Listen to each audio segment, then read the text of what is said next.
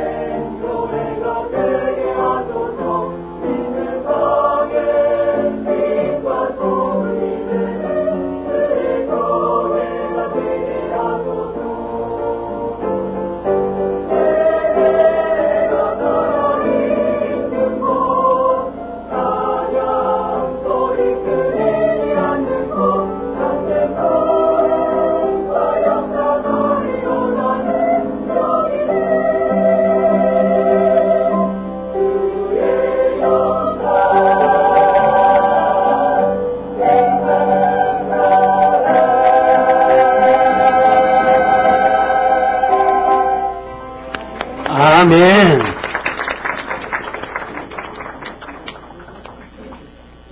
오늘의 말씀입니다. 이사야 60장 1절에서 7절입니다. 일어나라 빛을 발하라. 이는 내 빛이 이르렀고 여호와의 영광이 내 위에 임하였음이니라. 보라, 어둠이 땅을 덮을 것이며 캄캄함이 만민을 가리려니와 오직 여호와께서 내 위에 임하실 것이며 그의 영광이 내 위에 나타나리니 나라들은 내 빛으로 왕들은 비치는 내 광명으로 나아오리라. 내 눈을 들어 사방을 보라. 무리가 다 모여 내게로 오느니라. 내 아들들은 먼 곳에서 오겠고 내 딸들은 안기어 올 것이라. 그때에 내가 보고 기쁜 빛을 내며 내 마음이 놀라고 또 화창하리니 이는 바다의 부가 내게로 돌아오며 이방 나라들의 재물이 내게로 옴이라. 허다한 낙타 미디안과 에바의 어린 낙타가 내 가운데에 가득할 것이며 스바 사람들은 다 금과 유향을 가지고 와서 여호와의 찬송을 전파할 것이며 게달의 양 무리는 다 내게로 모일 것이요 느바요스의 숫양은 내게 공급되고 내 제단에 올라 기꺼이 받음이 되리니 내가 내 영광의 집을 영화롭게 하리라. 아멘. 아멘. 제가 앵콜송을 부탁했거든요, 성가대에게. 왜냐하면 너무 찬양이 좋아가지고, 저 찬양을 우리 교회 뭐라고 그러지? 교회 가로 이렇게 삼으면 좋겠다 싶어서, 예. 그래, 자주 그걸 좀 가르쳐 줘가지고, 우리 교회의 노래가 되기를 바랍니다. 예. 다시 한번 박수. 제가 왜 찬양했는데 박수 치냐면은 실은요, 이게 보통 어려운 게 아니거든요. 아마 여러분들 찬양시키면 다 기절해 버릴 거예요. 신년에 들어서 우리가 첫 번째 주에는 하나님이 누구이신가, 그리고 두 번째 주에는 그러면 그 하나님 앞에 서 있는 나는 누구인가, 그리고 오늘은 마지막으로 교회는 도대체 어떤 곳인가 같이 한번 살펴보고자 합니다. 우리 교회가 꽤 오랜 세월 이사야서 60장 비전을 가지고 하나님께서 한 해 한 해 어떤 일을 행하시는가를 쭉 지켜보면서 또 이 한 해는 더 하나님의 아름다운 일을 행하시기를 갈망하기 때문에 오늘 이 말씀을 다시 한번 살펴보고자 합니다. 성령 하나님, 지난 한 해 동안 출애굽기 여행을 하면서 우리의 삶을 많이 바꿔놓으셨죠? 또 많은 새가족들을 교회에 보내심으로 우리 교회가 또 다른 교회가 된 듯 해요. 무엇보다도 중국어를 하는 목회자가 없는데 중국 유학생들을 많이 보내시고 또 그들을 중심으로 성령의 역사가 지속적으로 일어나므로 아주 즐겁고 행복한 성탄을 함께 맞이했습니다. 우리 교회는 정말 천천히 흐르는 실로와 물 같아서 시끄럽거나 들리며 일하는 사람들이 오고 정말 조용해요. 그래서 사람들이 저희 교회에 오면 아무도 아무 일을 하지 않는 것 같다고 말해요. 하지만 성령 하나님 매주 매월 정말 굵직굵직하고 강력한 일들을 행해내가고 금년에도 이제 교회 환경을 또 많이 바꿔놓으셨어요. 아마 2월부터는 이 밑에 또 행복쉼터 쫙 여러분들이 즐겁게 사용하게 될 것입니다. 그래서 다시 한번 이사야서 60장 말씀을 기초로 올 한 해 우리 교회가 세상에 희망을 주는 교회가 되고자 합니다.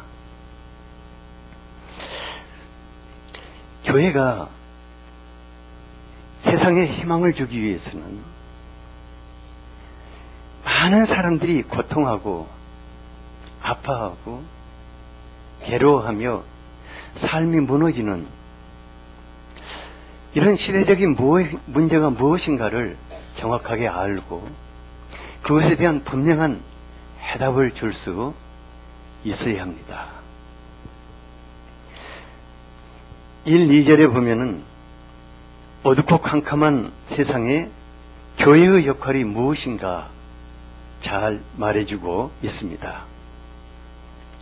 우리 시대가 어둠이 땅을 덮은 것 같이 캄캄함이 만민을 가리우는 듯 합니다.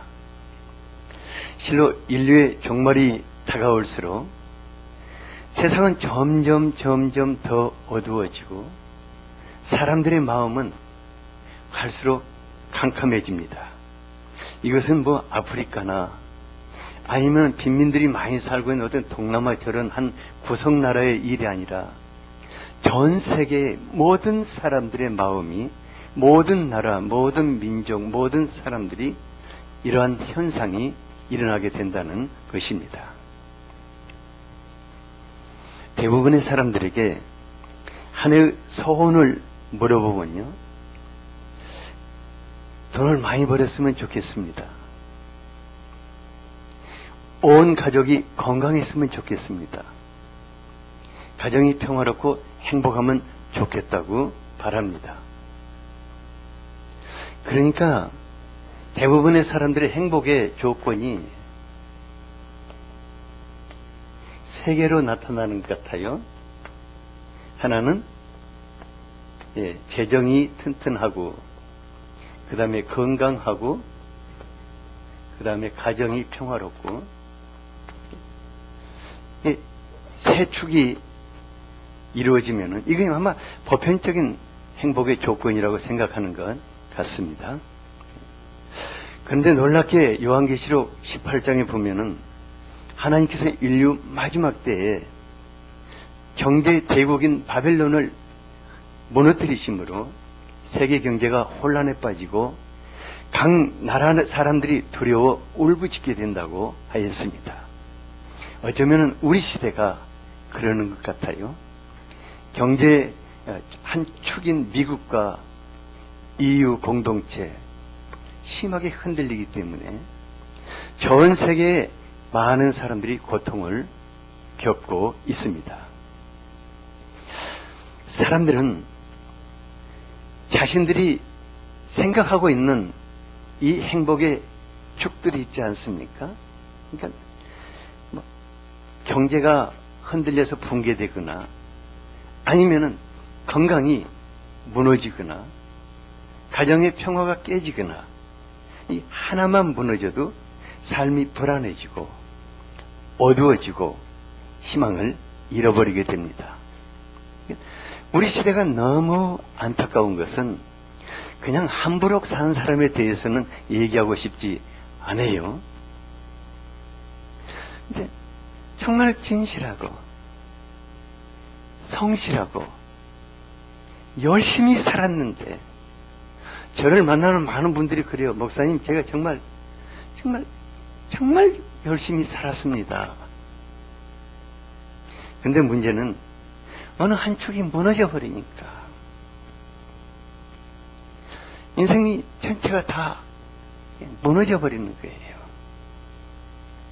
그래서 희망을 잃고 삶을 포기하는 분들이 참 많이 있습니다. 그러니까 어둠이 세상을 덮고 캄캄함이 사람들의 마음을 지배하고 있을 때 교회는 무엇을 해야 할 것인가? 이게 중요한 것입니다. 하나님께서 교회를 향해서 무엇을 하라고 하십니까? 1절을 같이 한번 읽어보겠습니다. 시작. 일어나라 빛을 발하라 이는 내 빛이 이르렀고 여호와의 영광이 내 위에 임하였음이니라. 미안한데 여기 누가 물 한 컵 갖다 줄래요? 세상이 어둡고 사람들이 희망을 잃고 삶을 포기할 때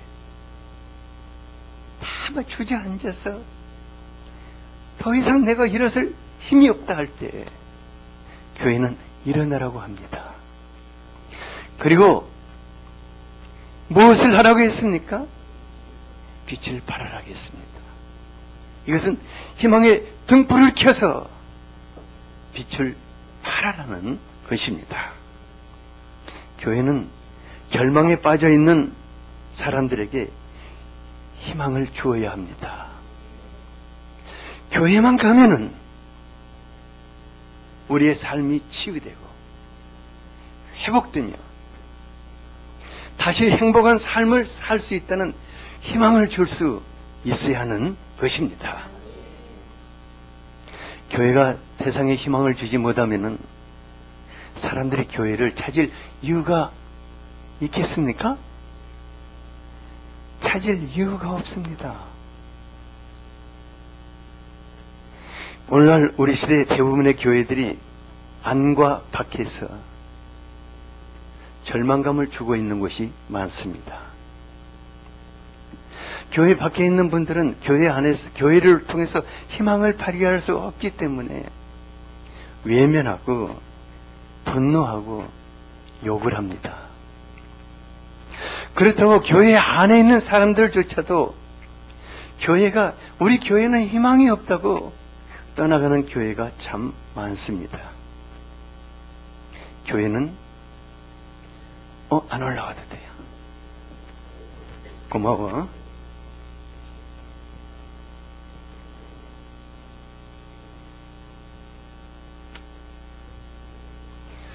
교회 밖에 있는 사람들에게나 교회 안에 있는 사람들에게나 희망을 줄 수 있어야 하는 것입니다.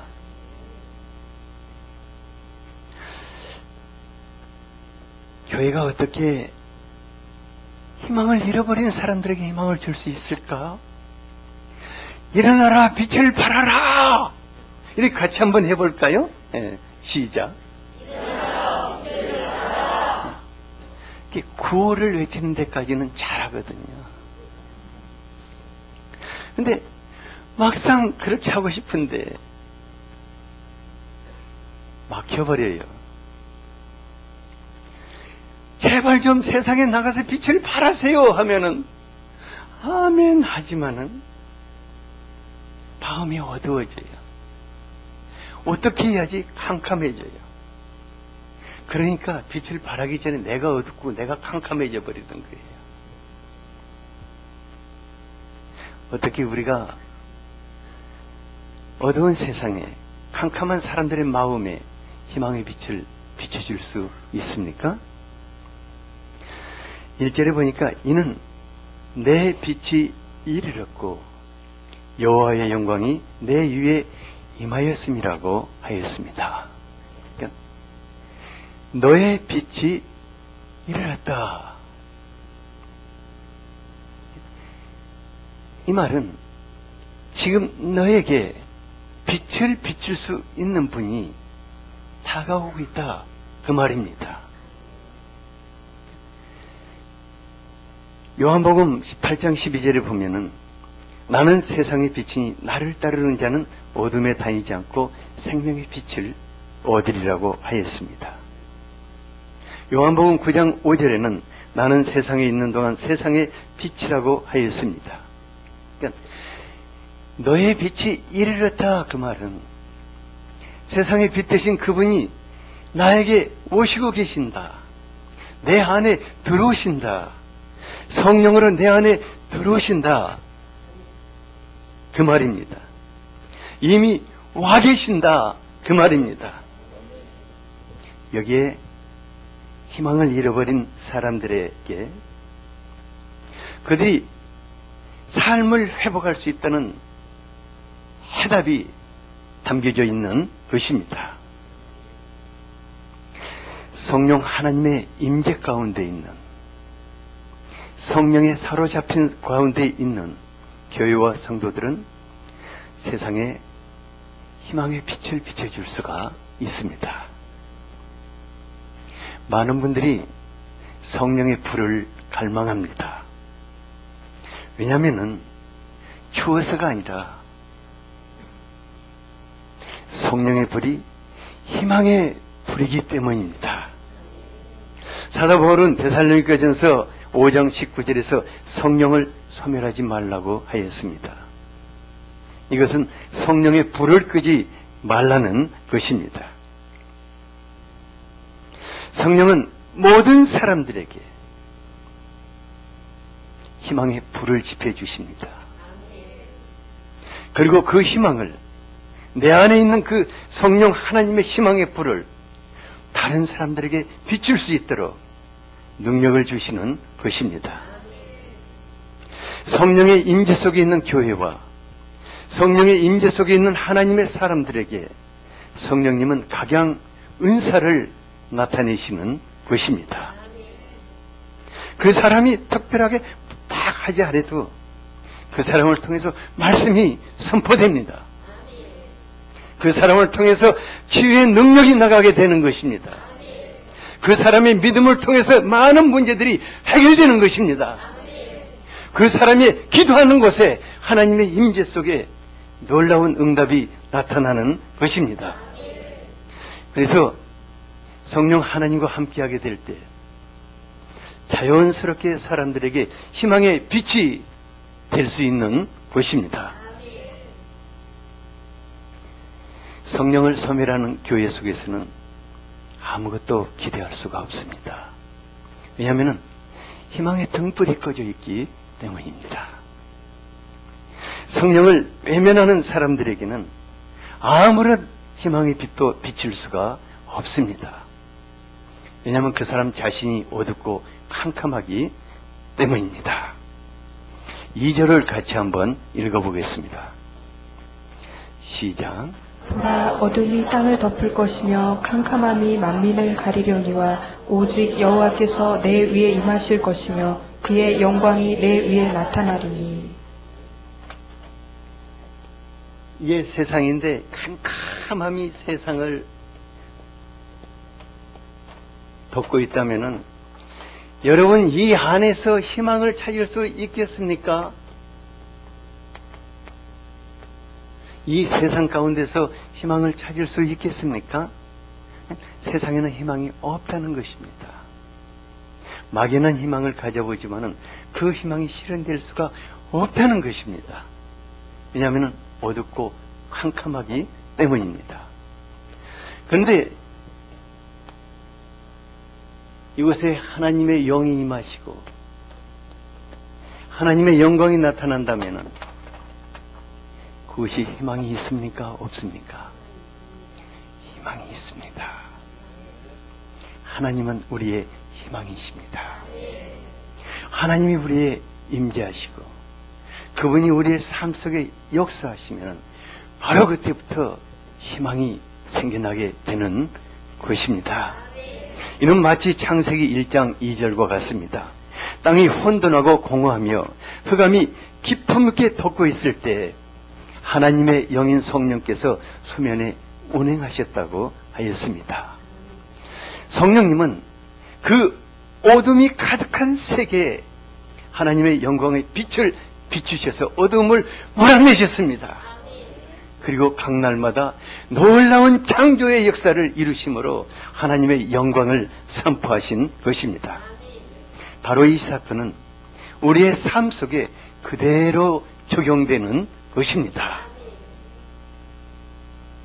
아무리 어두운 것도, 아무리 캄캄한 사람도 성령 하나님 그분을 감사하시고 그 안에 하나님의 희망을 불어넣으시며 계속해서 새로운 창조의 역사를 이루어갈 때 여러분들의 삶은 바뀔 것입니다. 놀라운 기적을 체험하게 될 것입니다. 우리는 날마다 하나님을 기대하지 않을 수가 없습니다. 무너진 삶이 정말 황폐해진 것들이 회복되고 하나님의 영광을 나타내는 복된 삶으로 바뀔 것입니다. 이런 놀라운 사건이 이사야서 61장 1절에서 4절에 나타나 있습니다. 같이 한번 읽어보겠습니다. 이거 여러분들의 삶이 되기를 바랍니다. 시작. 영이 내게 내리셨으니 이는 여호와께서 내게 기름을 부으사 가난한 자에게 아름다운 소식을 전하게 하려 하심이라. 나를 보내사 마음이 상한 자를 고치며 포로된 자에게 자유를, 갇힌 자에게 노임을 선포하며 여호와의 은혜의 해와 우리 하나님의 보복의 날을 선포하여 모든 슬플 자를 위로하되 무릇 시온에서 슬퍼하는 자에게 화관을 주어 그 죄를 대신하며 기쁨의 기름으로 그 슬픔을 대신하며 찬송의 옷으로 그 근심을 대신하시고 그들이 의나무 곧 여호와께서 심으신 그 영광을 나타낼 자라 일컬음을 받게 하려 하심이라.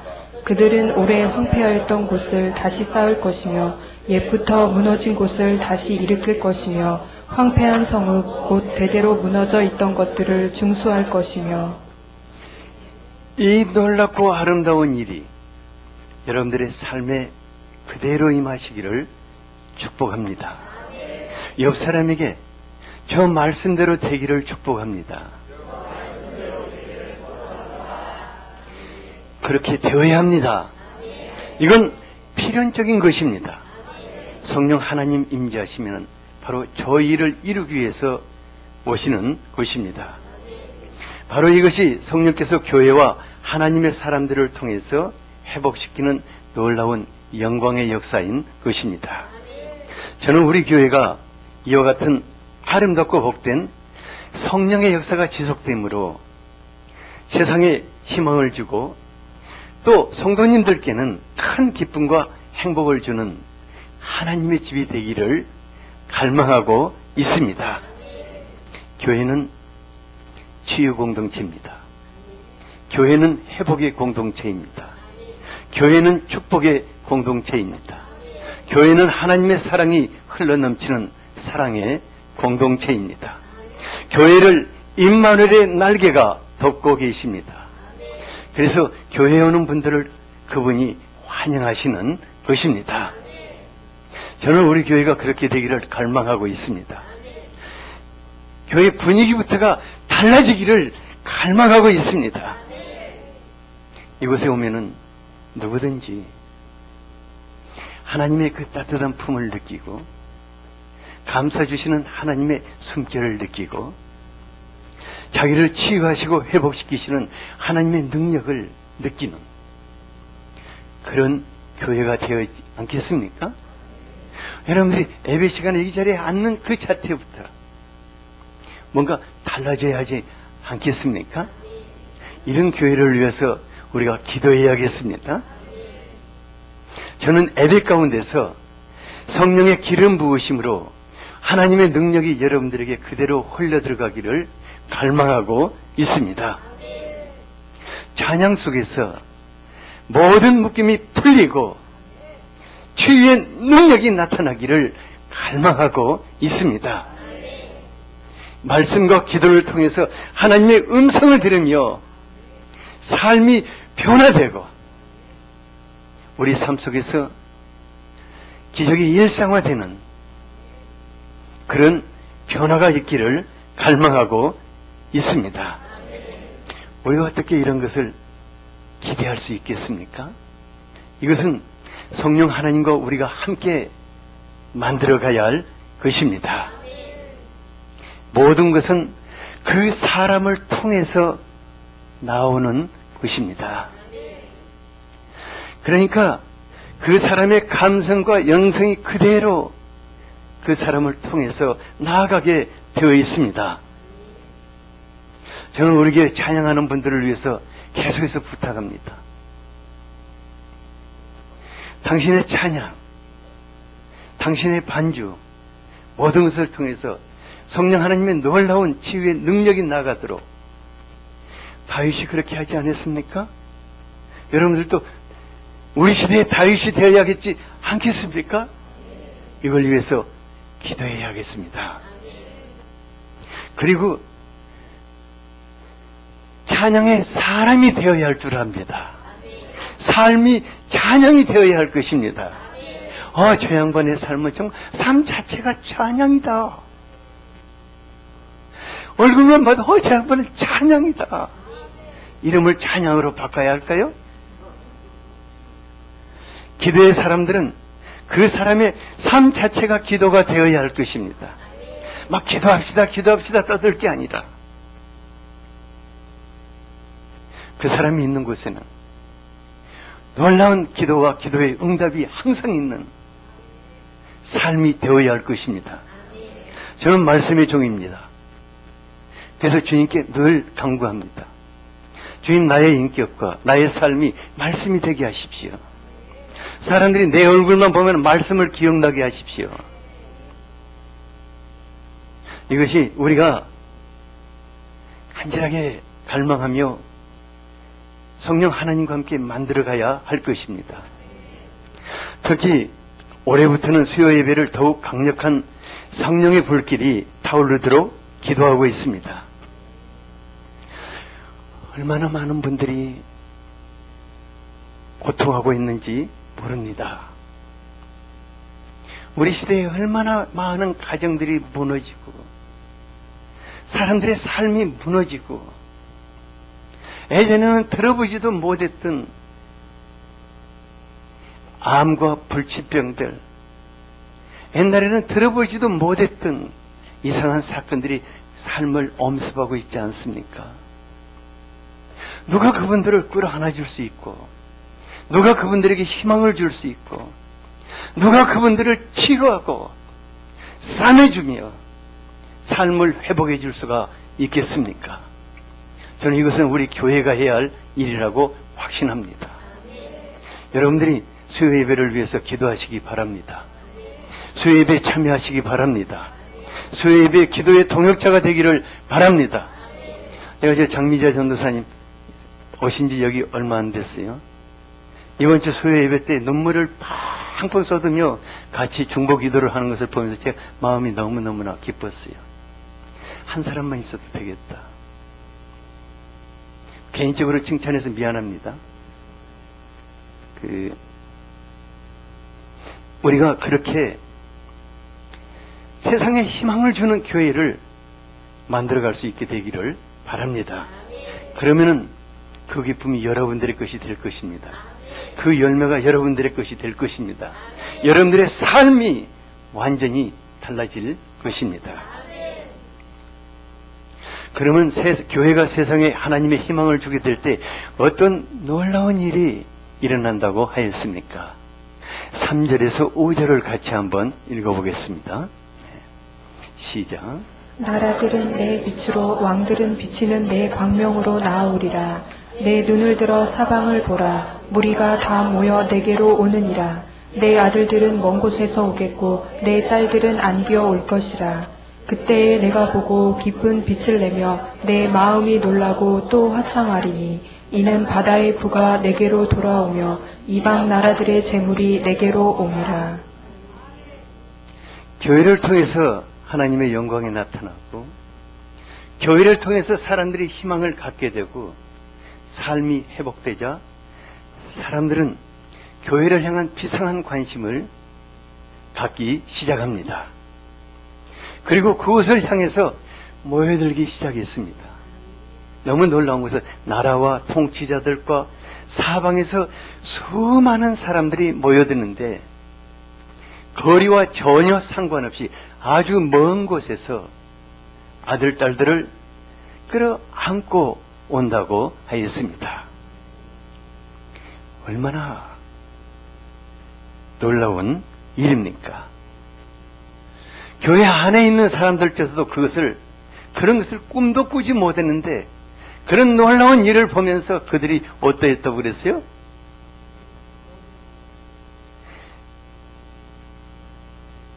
너무너무 놀라고 기뻐했다고 5절을 올려야지 뭐하고 있어?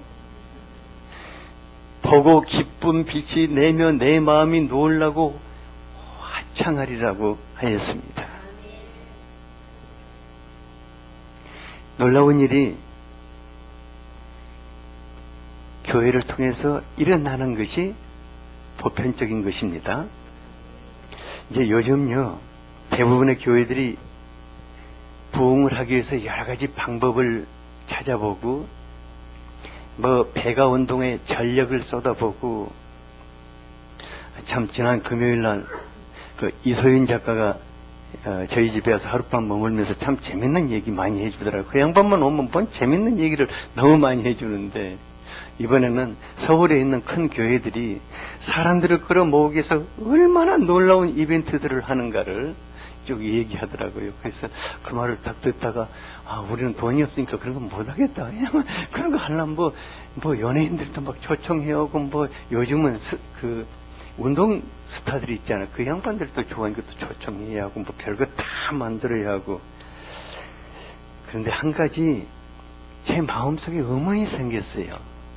뭐냐면은, 돈을 많이 들여서 1년 내내 이벤트 해가지고 사람들을 끌어 모았는데, 그러면 그 다음에는 뭘 해야지? 뭘 해야 할까? 요즘요, 참 재밌는 현상이 우리나라에 나타나고 있어요. 뭐냐면은, 이벤트 전혀 하지 않고, 광고 전혀 하지 않는데, 아주 저 산골에다가 식당 차려놓고, 음식 맛 좋다는 소문만 나면은, 정말 그 자가용 족속들이 다 몰려들어요. 그러니까 조그마한 차 타고 가지도 못해요. 음식 맛 좋다고 소문만 내면은. 하물며 교회에 예수님이 계시고 그 교회 가면 예수님을 만날 수 있다.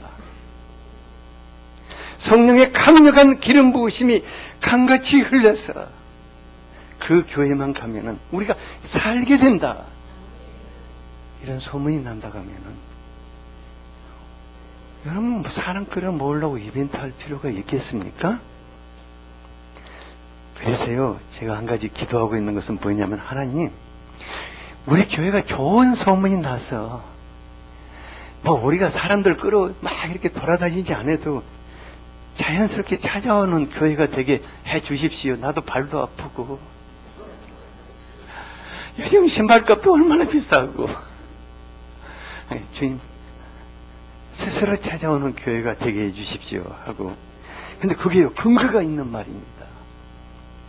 누가복음 4장에 보면은 예수님이 그 성령의 능력으로 갈릴리에서 돌아오시니까요, 그 소문이 사방대로 퍼져서 사방에서 사람들이 모여들었다고 그래요. 예루살렘 교회의 소문이 사방으로 퍼지니까 얼마나 많은 사람들이 와가지고 날마다 구원받는 사람들이 더하게 되었다고 하였습니다. 우리 시대 많은 교회들이 사람들이 빠져나가는 동공화 현상이 일어나는 위기의 때를 맞고 있습니다. 교회가 무엇으로 이런 위기를 극복할 수 있을까? 저는 딱 하나밖에 없다고 생각돼요. 그것은 이사야서 60장의 비전이 실현될 때 가능할 것입니다. 하나님의 비전은 이상에 그치지 않습니다. 하나님의 비전은 성령의 권능으로 그대로 이루어지게 되는 것입니다. 이런 초대교회에서도 이루어졌고 수많은 세대에서 이루어지고 오늘날도 이루어지고 있는 것입니다. 6, 7절에 보니까요, 많은 사람들이 하나님의 집을 향해 모여드는데 그냥 오지 않는다고 그랬어요. 금과 유향과 양무리를 끌고 와서, 근데 놀라운 것은 그분들이 하나님을 찬양하고 하나님을 전파한다고 그랬어요. 그래서 하나님을 전파하는 사람들은 전부다 묵은 가족들이 아니라 어떤 사람들이라고? 새 가족, 신선한 교회를 이제 들어오는 분들이 그 일을 하는 거예요. 그러니까 안에 있는 사람들은 이게 무슨 일이냐? 놀랍다. 우리가 정신 차려야 합니다. 왜냐하면 성경에 보면은 먼저 된 자가 나중되고 나중된 자가, 여러분들이 어쩌면요, 하나님의 축복을 빼앗기는 자가 될 수도. 그렇게는 안 돼야겠죠. 그 말은 안 할게요. 저에게 한 가지 꿈이 있습니다. 그 꿈은 막 그렇게 큰 것은 아니지만은 우리 교회가 많은 사람들에게 희망과 기쁨을 주었으면 합니다. 그래서 이 교회가 여러 사람들에게 영적인 고향이 되고 잊을 수 없는, 언제든지 언제든지 올 수 있는 그런 하늘 아버지의 집이 되었으면 합니다. 이런 교회를 여러분과 제가 한마음 한뜻이 되어서 만들어갈 수 있기를 원합니다. 이를 위해서 올 한 해 동안 성령의 감동 속에서 예수 그리스도를 닮아갈 수 있게 되기를 바랍니다. 말씀이 여러분들의 삶이 되기를 바랍니다. 희망을 주는 교회가 되도록 계속해서 같이 만들어가고 같이 기도할 수 있게 되기를 바랍니다. 오늘은 이 교회와 여러분들을 위해서 다시 한번 간절하게 기도하겠습니다. 아버지 하나님, 하나님께서 우리에게 교회를 주신 것을 감사합니다. 아버지, 이 교회는 당신의 집입니다. 이 교회의 주인은 예수 그리스도이시오. 이 교회는 성령께서 감싸고 계십니다. 성령 하나님 이곳을 감싸시옵소서. 한 분 한 분을 성령님으로 충만케 하시옵소서. 세상에 희망을 주게 하여 주시옵소서. 세상을 향하는 희망의 빛들이 되게 하여 주시옵소서. 성령 하나님 우리를 통해서 나타나시옵소서. 영적으로 역사하여 주시옵소서. 많은 희망을 잃은 자들이 교회를 통해서 희망을 얻게 하여 주시옵소서. 지금 이 시간에도 성령 하나님 능력으로 나타나시옵소서. 얼음 만드시옵소서. 사람 마음을 치유하여 주시옵소서. 감사해 주시옵소서. 병든 육체를 치유하여 주시옵소서. 우리의 삶을 바꿔 주시옵소서. 주님을 기대합니다. 한없이 기대합니다. 주님을 기대합니다. 한없이 기대합니다. 예수 그리스도 이름으로 기도하였습니다. 아멘.